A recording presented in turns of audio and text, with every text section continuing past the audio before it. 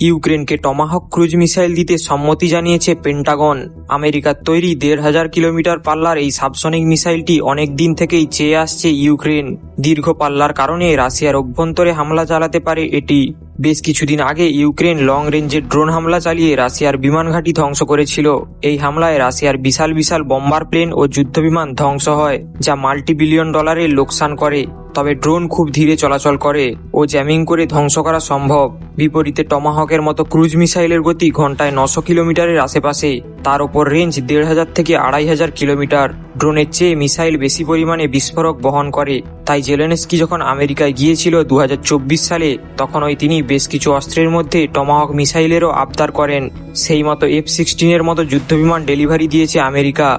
তবে টমাহকের মতো মিসাইল ইউক্রেনকে দেওয়ার মানে রাশিয়ার বিপক্ষে বিশাল একটা অস্ত্র রপ্তানি। এর ফলে যুদ্ধ অন্যদিকে মোড় নিতে পারে। বলতে পারেন তৃতীয় বিশ্বযুদ্ধের দিকেও ঘুরে যেতে পারে। তাই ট্রাম্প যুদ্ধবিমান দিলেও টমাহকের ব্যাপারে সোজাসুজি না বলেছেন। ট্রাম্প বলেন, ইউক্রেনকে টমাহক দিলে তা আমেরিকান অস্ত্র ভাণ্ডারে বিপরীত প্রভাব ফেলবে, আমেরিকার নিরাপত্তার জন্য হুমকি হতে পারে। যদিও পেন্টাগন সবুজ সংকেত দিয়েছে, তারপরেও হোয়াইট হাউসের ছাড়পত্র না হলে ইউক্রেনকে মিসাইল ডেলিভারি দেওয়া যাবে না। এটার মানে এখন ট্রাম্পের হাতেই রয়েছে সবকিছু। ইউক্রেনের হাতে টমাহক আসবে এই সম্ভাবনা এখন উড়িয়ে দেওয়া যায় না। আমেরিকা কৌশলে রাশিয়ার বিরুদ্ধে যুদ্ধ করছে এবং এর আগেও প্রচুর অস্ত্র দিয়েছে। হয়তো সরাসরি ডেলিভারি না দিয়ে ট্রাম্প ন্যাটোর হাতে তুলে দেবে মিসাইল। পোল্যান্ড বা জার্মানির হাত থেকে টমাহক আসবে ইউক্রেনে। তাই রাশিয়ার রাজধানী মস্কো পর্যন্ত হামলা চালাতে পারবে এমন ক্ষেপণাস্ত্র রাশিয়ার হাতে আসছে এমন বলাই যায়। ইউক্রেনের হাতে টমাহক আসলে রাশিয়ার জন্য এই যুদ্ধ আরও চ্যালেঞ্জিং হয়ে দাঁড়াবে।